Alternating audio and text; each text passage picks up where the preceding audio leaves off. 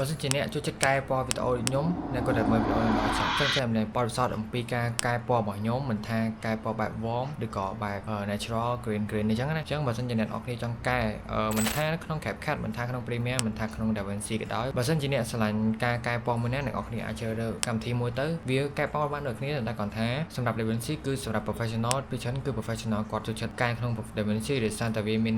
គេថាមាន capability ច្រើនមាន option ច្រើនសម្រាប់ឲ្យយើងកែពណ៌អញ្ចឹងទៅច្រើនវាមានដូចជា color wheel មាន curve វាមានអីច្រើនសម្រាប់ឲ្យយើងកែពណ៌អញ្ចឹងទៅតែសម្រាប់នៅក្នុង Premiere Pro ក៏ដូចគ្នាសម្រាប់ក្នុង Premiere Pro ក៏មាន curve ក៏មានហើយសម្រាប់ CapCut ក៏ដូចគ្នា CapCut វាមាន lot មាន adjust ការ filter color នៅក្នុង CapCut គឺគេកំបោងមួយ filter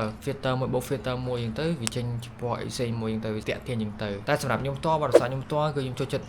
កែពណ៌ក្នុង DaVinci ដោយសារតែវាដូចខ្ញុំនិយាយពីដើមមកអញ្ចឹងវាមាន capability ច្រើនសម្រាប់ឲ្យខ្ញុំធ្វើការ tweak ឲ្យខ្ញុំកែពណ៌បានល្អអញ្ចឹងទៅតែពេលច្រើនខ្ញុំកែពណ៌គឺខ្ញុំប្រោតទៅលើពណ៌ទឹកក្រូចអាចថាខ្ញុំជាចំណង់ចំណូលចិត្តរបស់ខ្ញុំផ្ទាល់ខ្ញុំស្រឡាញ់ពណ៌ទឹកក្រូចអញ្ចឹងទៅខ្ញុំ